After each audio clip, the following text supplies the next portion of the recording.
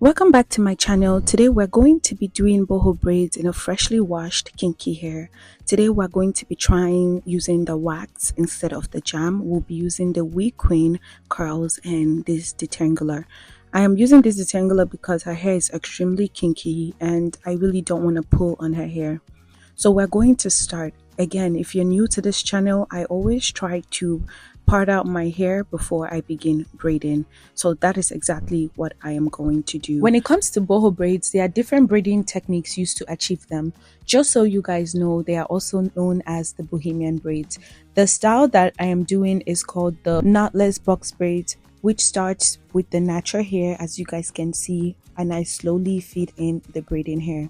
Then I now add the human hair curls throughout the braids, leaving them out at intervals. So that's what I am basically doing. Why do people prefer the knotless method? This is because it's lightweight, it looks more natural, is less tension on the edges, and it's easy to blend the curls into the braids. What people also prefer to do sometimes when they are braiding their hair, be it cornrows, twist, box braids, is to stretch out their hair, and this is totally fine.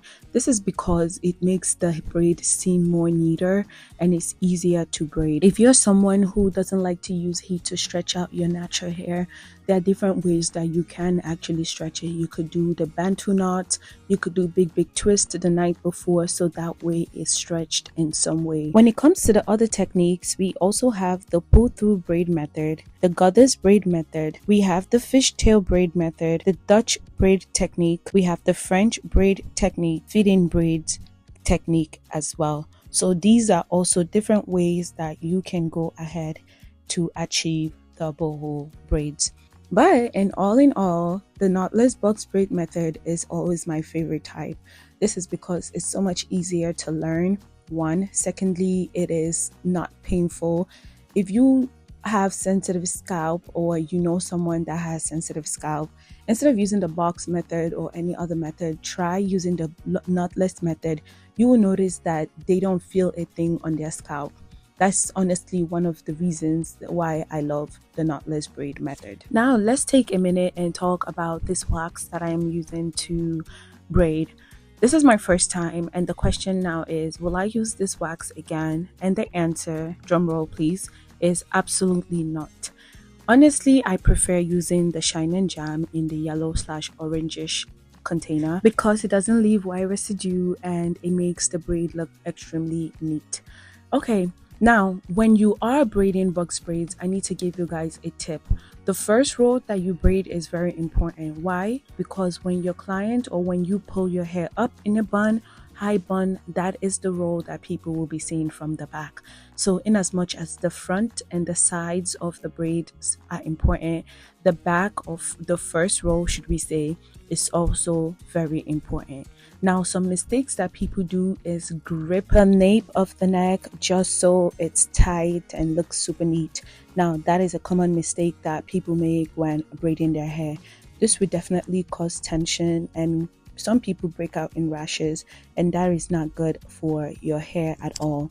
Your hair might end up breaking and you might be in pain for about 2 to 3 days. So let's make sure to avoid braiding very tightly. While we are on the topic of things to avoid while braiding in order to avoid breaking your hair, we should also keep in mind that the amount of braiding hair that you use in your braids also matters. So if I'm doing bigger portions, bigger partings, that means that the braiding hair will be slightly smaller, especially if I'm going for a medium size. Also, things that people do is they braid while their hair is super dry, and that will definitely result in your hair breaking. You need to make sure that you're not avoiding deep conditioning your hair and moisturizing it before braiding. I personally don't like when I'm braiding and the person's hair is too oily, so I just advise them to either let me be the one to moisturize or to moisturize very little. So you want to make sure that your hair is moisturized.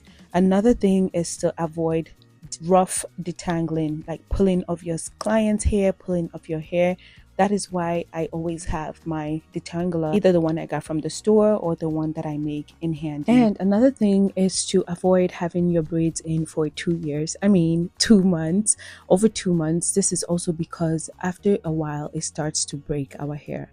Last but not least is to please leave your edges alone. You don't have to braid your edges. Just because your edges are out doesn't mean that the braids don't look nice. And if you are going to braid it, make sure it is not tight at all. I am almost halfway, and at this point I am using my pigtail comb to hold on to the curls just to keep them in place. What I will advise is that if you or your client is someone that doesn't know how to maintain curls or don't like high maintenance type of hair, when I mean high maintenance, I mean they don't really like to do so much to their hair when they get up in the morning, make sure you use less curls. This will make it easier for them to maintain and the curls are not tangled. Again, it's the same thing even if you're using synthetic curls or human hair. Now the question becomes, what are the things that we can do to make sure that this hair lasts for a while and at the same time our natural hair is also thriving? The first thing to keep in mind is that you have to moisturize your scalp and your hair. Yes, guys, your hair still needs hydration inside the braid. So you want to make sure that you are using lightweight leave-in spray. You could also use aloe vera based hairspray because they are known to be light. You can use light oil on your scalp. So make sure that everything you are using while you have a protective style in is all lightweight. And you could use this 2 to 3 times per week. The next thing I would say is to make sure you protect your hair at night, be it with the bonnets that you wear or your pillowcase. Thirdly, please clean your scalp even if it's every 2 to 3 weeks. This is because product buildup usually weakens the roots and you'd want to really avoid that. You need to avoid overstyling, and that means having your hair in one particular style all the time. Having it either in a high ponytail for like a duration of 2 weeks, that's really not good for your hair, or having tight ponytails. You need to switch up your styles in order to reduce tension. This is what the braids look like right now. We're almost done. And lastly, I would say avoid a rough takedown when you are finally ready to take the hair out. Make sure it's not dry when you're taking it out. Definitely spray in order to avoid your hair breaking. All in all, the video is about to come to an end, and I must really say that working with human hair is definitely different from working with synthetic hair. When I first got this hair, it looked so small, but I did not even finish using all of the bundles that I got. I still had like one whole bundle left and I only used about half. So again, it really depends on how much of the curls that you want. There was definitely no tangling of any sort when it came to the curls. There was no smell, there was nothing of that sort. Everything went on smoothly and I was very happy. I would definitely recommend you guys checking out this curls. So you guys feel free to check them out. The link will be in this video's description, so don't forget to see what they're all about. This brings us to the end of today's video. This is the final look. I am going to curl the ends. I know sometimes some people don't curl it, some people curl it, and then I will go ahead and cut out the excess curls or the beginning of the curls so that everything falls in place. Thank you guys for watching. I hope you love this video, this tutorial. Don't forget to like, share, comment, and of course, let me know what your take is on synthetic versus human hair curls. I will see you guys in my next video. Bye guys!